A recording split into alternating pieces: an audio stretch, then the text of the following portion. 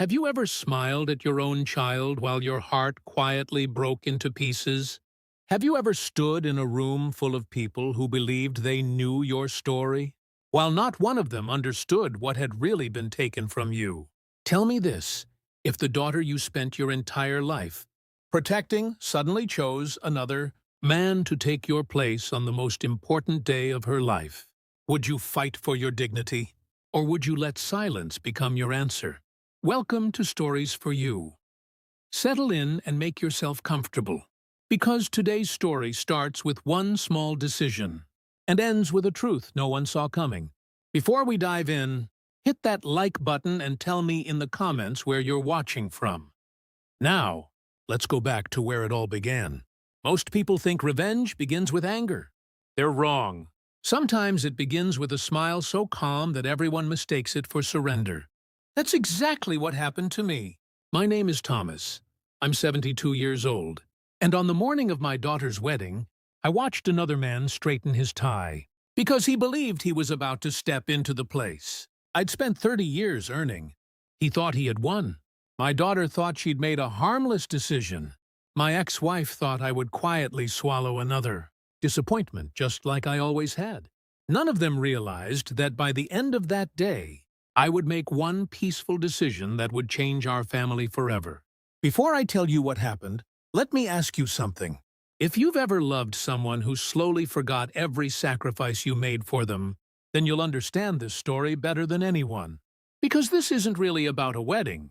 It's about what happens when love is mistaken for weakness, when kindness is confused with permission, and when a father finally decides that respect is worth more than being accepted. My daughter Emily came into this world on a rainy October night. The nurse placed her in my arms, and I remember whispering a promise she was far too young to hear. I told her I'd spend the rest of my life making sure she never had to wonder whether her father loved her. It wasn't some dramatic movie moment. It was simply the truth. From that day forward, every major decision I made somehow included her. Every overtime shift, every promotion I chased, every vacation I postponed, every old truck I kept driving instead of buying a new one, it all had her name written on it, even if nobody else could see it. Back then, I believed children naturally remembered those things. Age has a way of teaching you otherwise. Emily was the kind of little girl who never walked anywhere if she could run instead. She laughed with her whole body, climbed trees even when her mother told her not to, and insisted I read the same bedtime story so many nights in a row that I could recite it without opening the book. Saturday mornings belonged to us. We'd stop for pancakes at the little diner on the edge of town, then spend hours fishing, even though we rarely caught anything. Looking back now, I realize the fish were never the point. It was the conversation, the quiet, the feeling that no matter what happened in the world, she trusted my hand enough to hold it without thinking. Those memories stayed with me through every difficult year that followed. My marriage didn't. Emily was 12 when her mother and I divorced. There wasn't some dramatic affair or explosive scandal. Years of small disagreements had piled on top of each other until we barely recognized the people we'd become. We promised each other we'd never force our daughter to choose between us. At the time, I believed we'd keep that promise. For a while, we did. I never missed a birthday, never missed a school play, never forgot a graduation ceremony, a dance recital, or a parent-teacher conference. If Emily called at midnight because her car wouldn't start, I was there before she finished apologizing for waking me. When she struggled through college, I quietly paid bills she never knew existed. I wanted her to believe she had earned everything on her own, because confidence is one of the greatest gifts a parent can give. Then, about 4 years after the divorce, my ex-wife remarried. His name was Richard. If you met him once, you'd probably like him. Most people did. He was polished, successful, always perfectly dressed, and somehow knew exactly what to say in every social situation. He wasn't openly cruel to me. In fact, that would have been easier to deal with. Instead, he mastered something much more dangerous.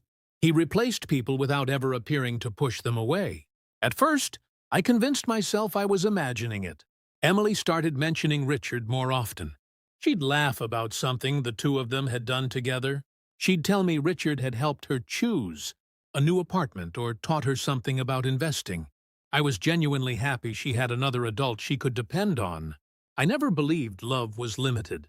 A daughter could care about a stepfather without loving her own father any less. At least that's what I kept telling myself. But little things began changing. Phone calls became shorter. Weekend visits turned into holiday visits. Holiday visits slowly became text messages saying she'd stop by another time.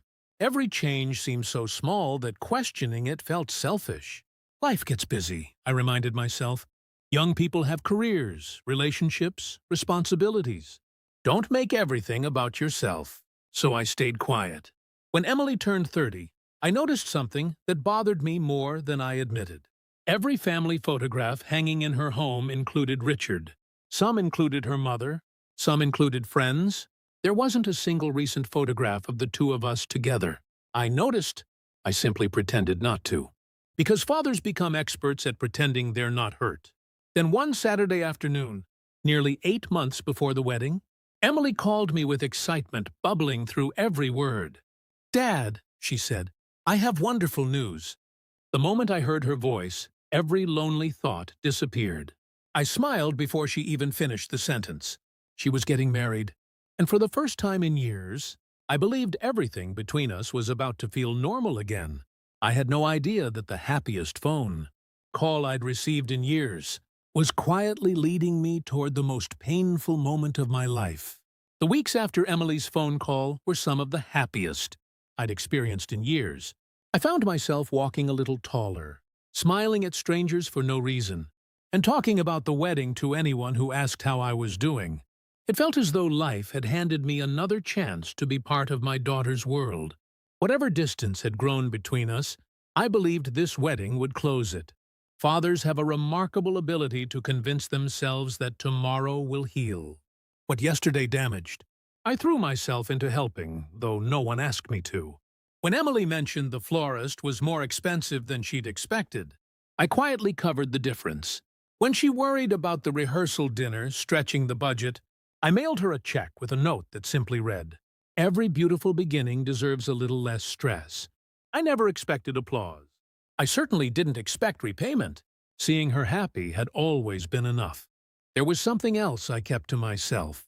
Months before the engagement, I'd begun restoring an old oak jewelry box that had belonged to my grandmother. It wasn't valuable because of money. It was valuable because 4 generations of our family had placed something meaningful inside it before passing it on. My grandmother kept letters from my grandfather during the war. My mother stored photographs from her childhood.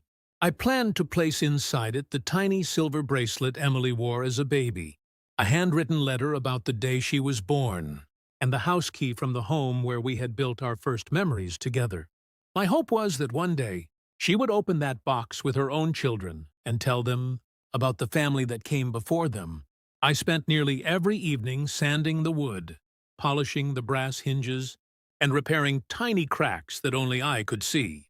Funny, isn't it? We work so hard restoring old things, while never noticing the cracks appearing inside relationships. As the wedding plans became more detailed, I noticed something that should have concerned me sooner. I wasn't included in many of the conversations. I'd learn about decisions after they'd already been made. The venue had changed. The guest list had expanded. The menu was finalized.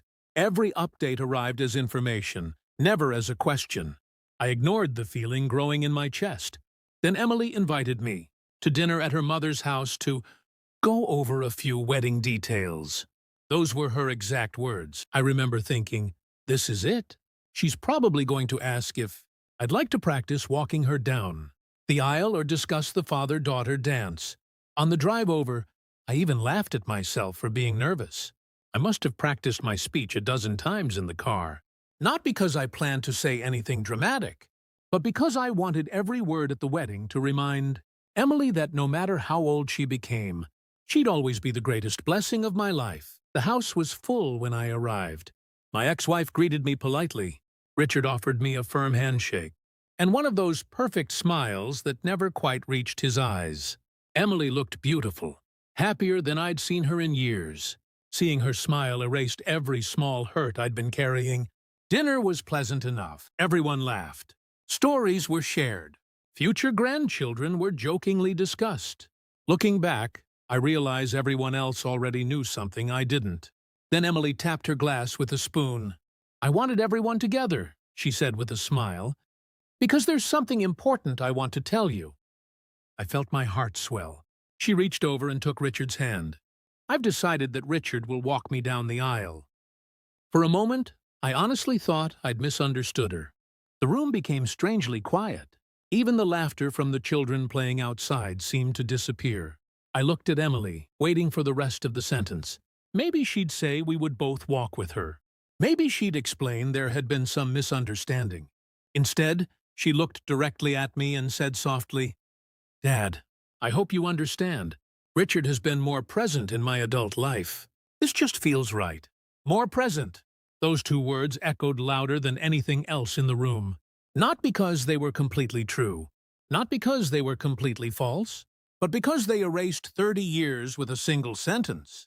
I could have reminded her who taught her to ride a bicycle, who sat beside her hospital bed through the night when she had pneumonia, who worked weekends to pay for college, who answered every phone call, fixed every broken car, celebrated every achievement, and quietly carried every burden he could without asking for recognition. Instead, I smiled. I told her, "If that's what makes you happy, then I hope your wedding day is everything you've dreamed of." Emily looked relieved. My ex-wife relaxed in her chair. Richard nodded with quiet satisfaction.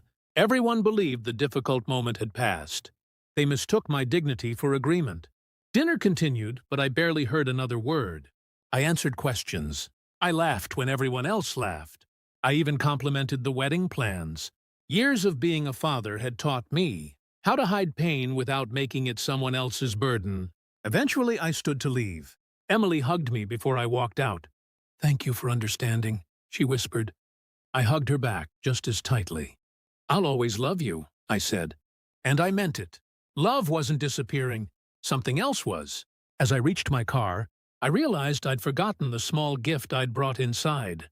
I turned around, walked quietly back toward the house, and stopped just before opening the back door. That's when I heard voices from the kitchen.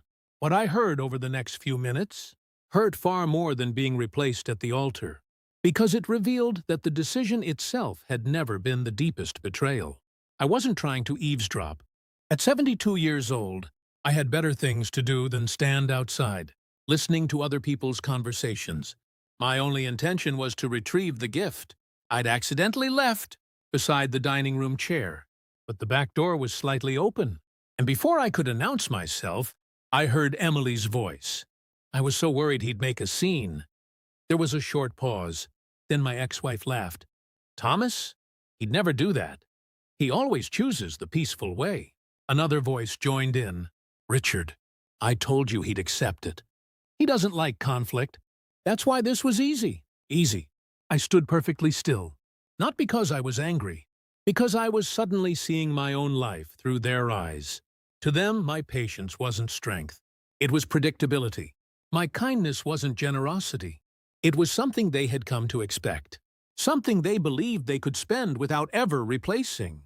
Emily spoke again, her voice carrying a mixture of relief and confidence. "I knew he'd be hurt, but he'll get over it. He always does." Those words found a place in my heart that I didn't know could still be wounded. She wasn't trying to be cruel. That almost made it worse. She genuinely believed I would simply absorb the pain because that's what I'd done my entire life. I remembered every Christmas, when I'd rearranged my own plans because hers mattered more. Every birthday I'd celebrated on a different day because she was busy. Every holiday dinner where I'd smiled through being treated like an extra guest instead of her father. Each time I had told myself, "Don't make this about you." Little by little, I had taught everyone around me that I would always move aside. Richard chuckled. "He'll still help if anything comes up. That's the kind of guy he is." More laughter.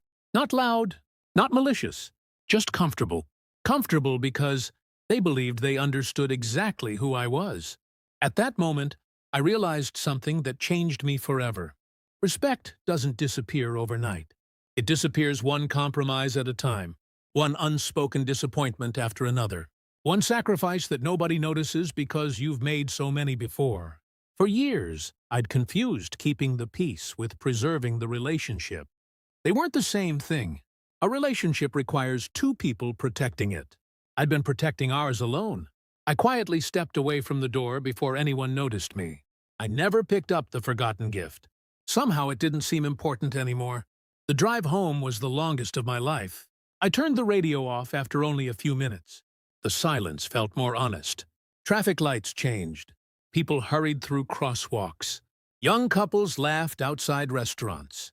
The whole world kept moving as though nothing had happened. Inside my car, however, 30 years of fatherhood were rearranging themselves. I asked myself difficult questions. Had Emily stopped loving me? No, I didn't believe that.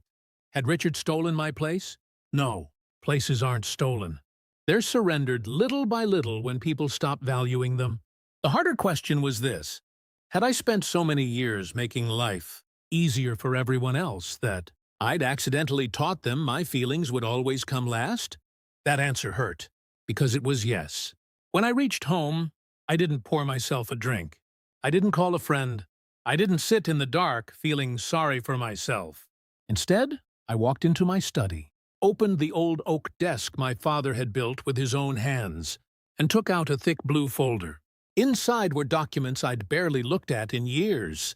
Insurance papers, investment statements, property records, the draft of my will. I wasn't a wealthy man by the standards of television dramas, but I'd worked for nearly 5 decades. I owned my home outright. I'd invested carefully, saved consistently, avoided debt whenever possible. The life I'd built represented thousands of ordinary mornings, late nights, and difficult decisions. For years, I'd assumed everything would eventually pass to Emily. Not because she expected it, because I wanted it. As I flipped through the papers, something unexpected happened. I didn't feel angry. I felt peaceful. Not the peace that comes from giving up. The peace that comes from finally seeing something clearly. I wasn't looking at money. I was looking at responsibility. Every page represented choices. And for the first time in years, I realized those choices still belonged to me. That evening, I made only one decision: not to punish anyone, not to embarrass anyone, not to ruin a wedding. I decided that every future act of generosity would be guided by gratitude instead of guilt. That may sound like a small difference. It wasn't. It changed everything. The next morning, I called my attorney and asked if he had time to meet later that week. He sounded surprised. "Everything all right, Thomas?" I smiled. "Better than all right," I replied. I finally realized it's time to update a few things. He assumed I meant paperwork. Only I knew I was rewriting something much larger than a legal document. I was rewriting the rest of my life. Over the following days, I didn't avoid Emily. I answered every phone call. I discussed seating arrangements when she asked. I even attended a cake tasting because she wanted another opinion. If anyone expected bitterness, they found none. In fact, I was calmer than I'd been in years. People often think peace comes after justice. Sometimes peace is what allows justice to begin. Still, there was one thing no one knew. Every smile they saw on my face was genuine, because I had stopped hoping they would suddenly become the people I wished they were. Acceptance has a strange way of removing resentment. Once I accepted the truth, I no longer needed anyone's approval. I only needed the courage to honor my own worth. And as the wedding drew closer, I quietly began making decisions that no one, not Emily, not Richard, not even my ex-wife, would discover, until long after the music had faded and the photographs had been framed. The meeting with my attorney lasted less than 2 hours, but in many ways, it was the most important conversation I'd had in decades. His office overlooked a small public park where grandparents chased toddlers around a fountain, while young parents sat on nearby benches staring at their phones. I remember watching those families through the window and wondering how many of them realize that relationships aren't usually destroyed by one terrible moment. They're worn away by countless ordinary moments. When someone quietly decides another person's feelings matter just a little less. My attorney, Michael, had known me for nearly 20 years. He had helped me purchase my home after the divorce. organize my retirement, and draft my original estate plan. He greeted me with his usual warm smile before opening the familiar blue folder. "So," he said, adjusting his glasses, "what would you like to change?" I looked down at the papers for several seconds. "Everything that was based on obligation," I finally answered. He frowned slightly. "I'm not sure I understand. I don't want to make decisions because I've always assumed I should. I want to make them because they still reflect the life I believe in." He nodded slowly. "Good attorneys know when to ask questions and when to simply listen." For the next hour, we went through every document, one page at a time. The family cabin my father had built with his own hands would no longer automatically become part of my daughter's estate. Instead, it would be placed in a conservation trust with the condition that local veterans, organizations, and youth groups could use it for retreats and family weekends. My grandfather used to say that a home filled with laughter should never sit empty simply because someone inherited it. The investment account I'd quietly built over 40 years would be divided differently as well. Part would establish a scholarship for students pursuing skilled trades, electricians, carpenters, mechanics, plumbers, the kind of honest work that had allowed me to provide for my family. Too many young people were told success only existed behind a desk. I wanted someone willing to work with their hands to receive the opportunity I never had. Then there were the family heirlooms. The old pocket watch my father carried every day, my mother's wedding ring, the handwritten journals my grandfather kept throughout his life. Originally, all of them were listed for Emily. I changed that. Not because she was being punished, because heirlooms aren't simply objects, they're stories. And stories only survive when someone truly wants to carry them forward. I donated several items to our local historical society, where they would be preserved instead of forgotten in a storage box. Others I arranged to give to relatives who had remained present in my life, not because they expected anything, but because they'd consistently shown kindness without keeping score. When we finished, Michael leaned back in his chair. "Thomas," he said carefully, "I've handled enough families to recognize when someone is acting out of anger. This doesn't feel like anger. It isn't." "What is it?" I smiled. "It's acceptance." He looked at me for a long moment before quietly saying, "Then I think you've made thoughtful decisions." As I left his office, I felt lighter than I had in years. Not because I'd taken something away from anyone, because I'd stopped trying to buy closeness with generosity. That chapter of my life was over. The following weeks became strangely peaceful. Emily called often with wedding updates. She asked my opinion about flowers. I gave it. She asked whether I preferred chicken or salmon for dinner. I laughed and told her either one would make me happy. She even asked if I could help assemble welcome bags for out-of-town guests. "Of course," I said. And I meant it. Some people might think I was pretending. I wasn't. The wedding was still one of the most important days of my daughter's life. And nothing she had done could erase the fact that I wanted her marriage to begin with joy rather than bitterness. Love doesn't disappear simply because respect has been damaged. The two are connected, but they are not the same. A week before the ceremony, I finished restoring the old oak jewelry box. I opened the lid one final time. Inside, I placed the silver baby bracelet, a photograph of Emily sitting on my shoulders at the county fair, when she was 5 years old, a faded Father's Day, card she'd made in elementary school with crooked letters that read, "My daddy is my hero." Finally, I added a handwritten letter. It wasn't a letter about disappointment. It wasn't filled with accusations. Instead, I wrote about the day she was born, the first bicycle we built together, the nights we watched meteor showers from the backyard, and the quiet pride I'd felt every time she overcame a challenge on her own. Near the end, I wrote only one sentence about the present. Real love never asks someone to erase another person in order to prove it exists. Then I signed my name. Not Dad. Just, "With love, Thomas," because I wanted her to read it not as a guilty daughter, but as another human being reflecting on the choices we all make.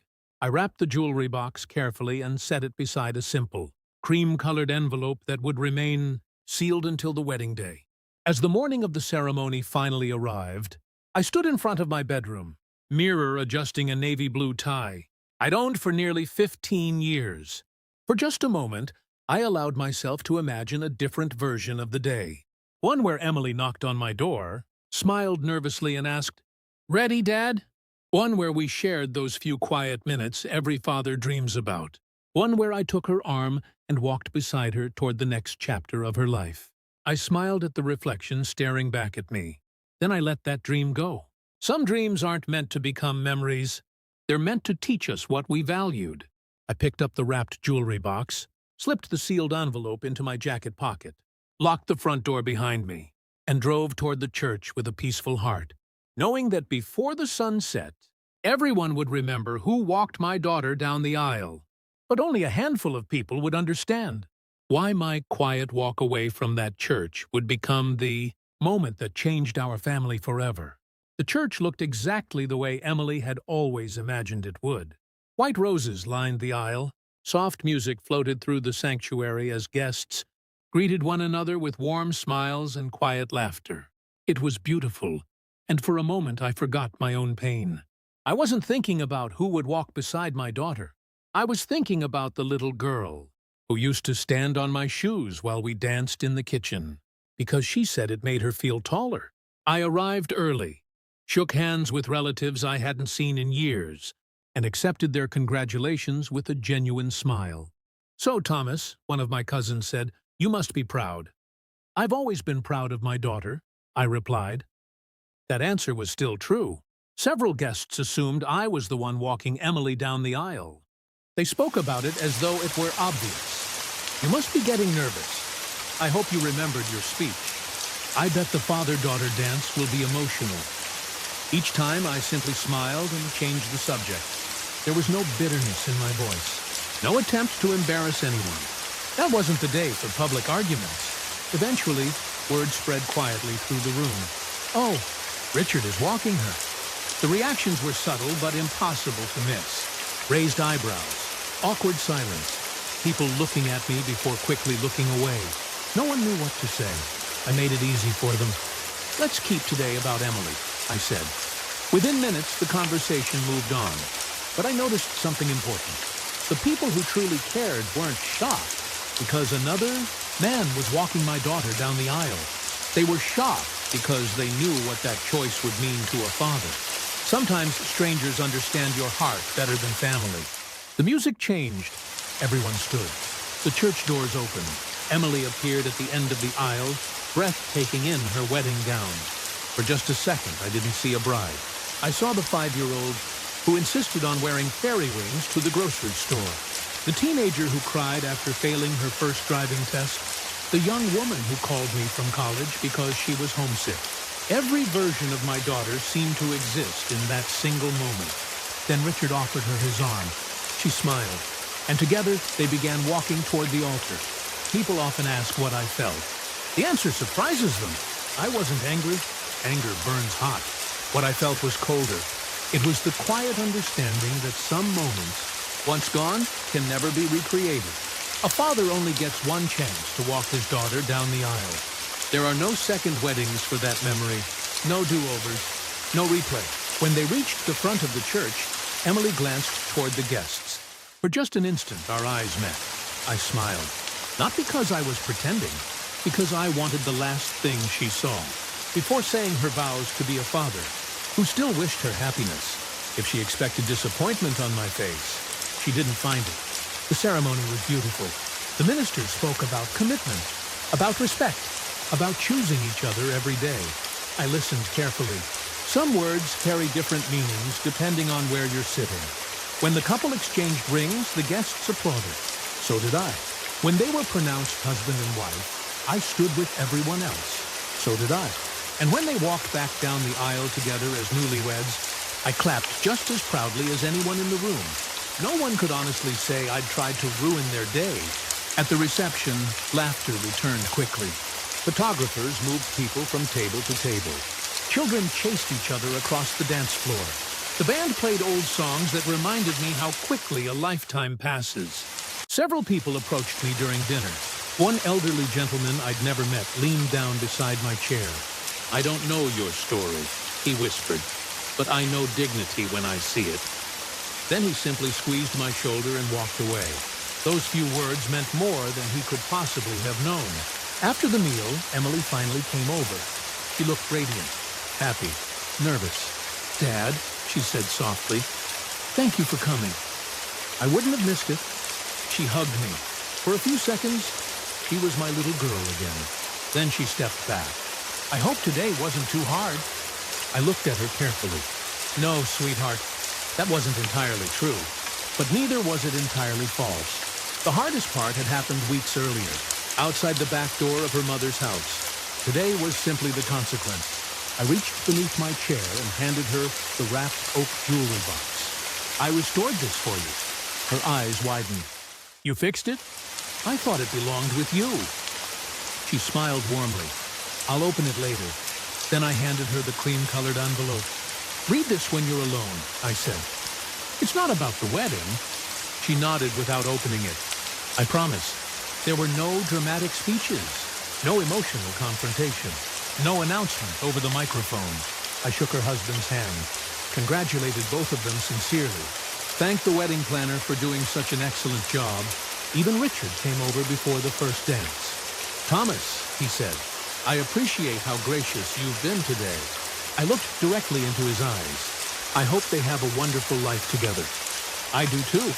For the first time since I'd known him, his confident smile seemed uncertain. Perhaps he had expected resentment. Perhaps my calmness made him uncomfortable. Either way, I wished him no harm. Because this day was never about defeating Richard. It was about reclaiming myself. As the music grew louder and guests gathered around the dance floor, I quietly collected my coat. No one stopped me. No one asked me to stay. I wasn't offended. Sometimes departures are meant to be silent. Before leaving, I took one last look across the room. Emily was laughing with friends. Her new husband held her hand. Richard and my ex-wife were talking proudly with relatives. Everything appeared perfect, exactly as they had planned. I smiled. Then I walked out into the cool evening air.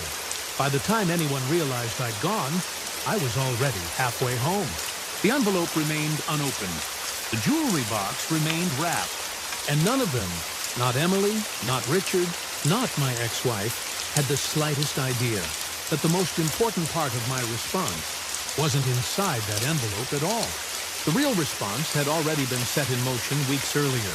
It would reveal itself slowly, not at the reception, not the next morning, but over the months that followed, when each of them would finally understand that quiet. Decisions often leave the deepest echoes.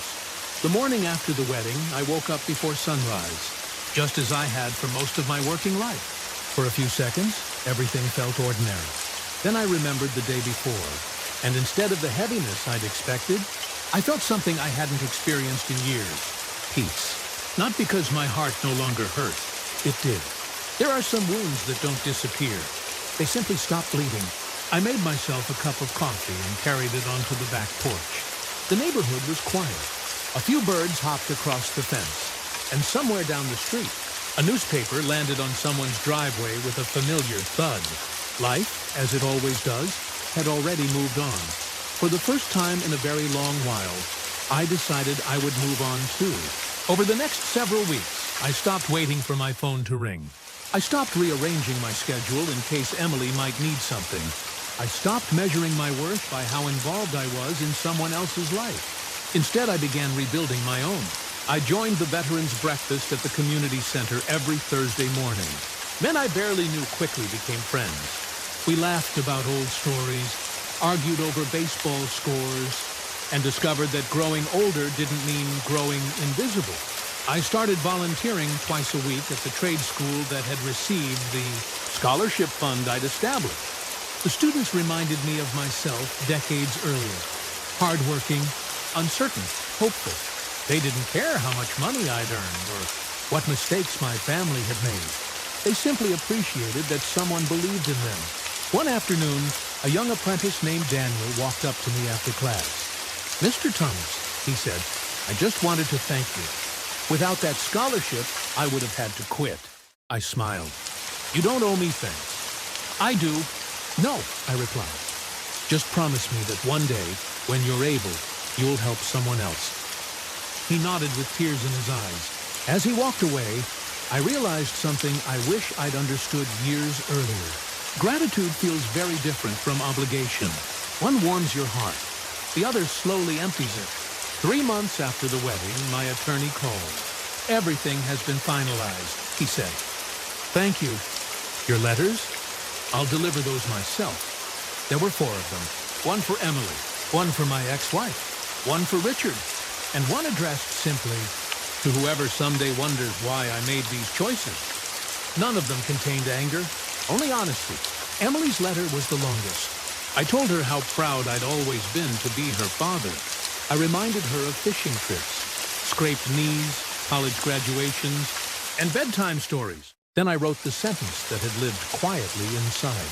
"My heart since the night outside the back door. You didn't break my heart by choosing another man to walk beside you. You broke it by believing I'd quietly lose that moment without losing a piece of myself." I ended the letter the same way.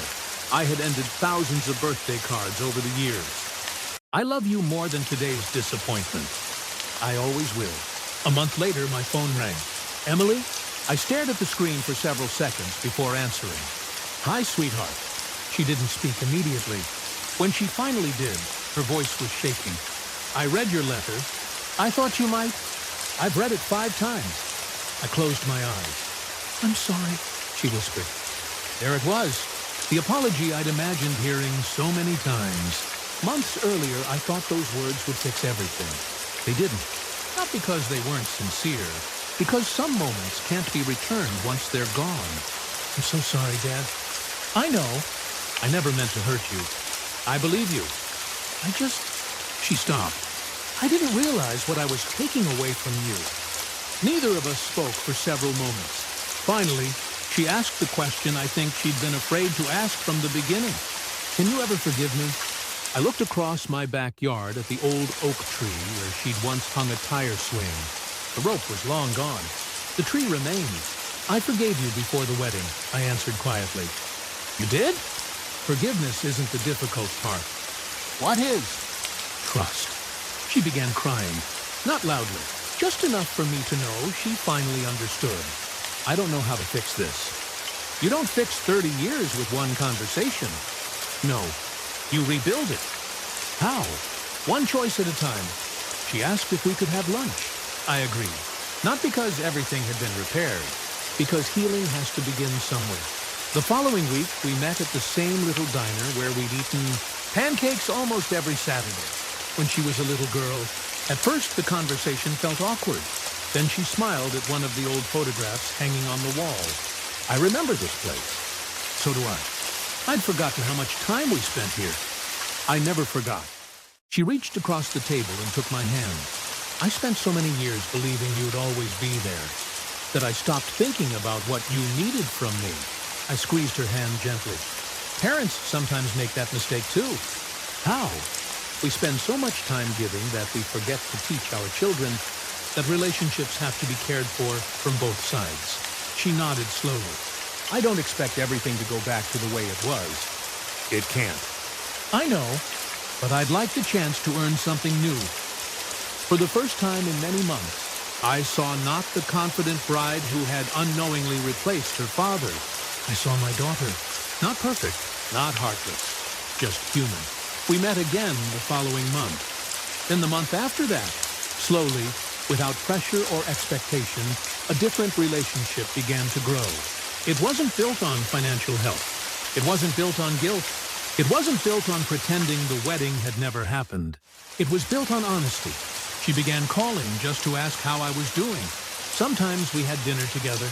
Sometimes we simply sat on my porch and watched the sunset without saying much at all. Richard remained part of her life, and that no longer bothered me. There was room for him. There simply had to be room for me as well. One evening, nearly a year after the wedding, Emily looked at me and smiled. "You know something?" "What?" "I spent so much time choosing who would walk me down the aisle."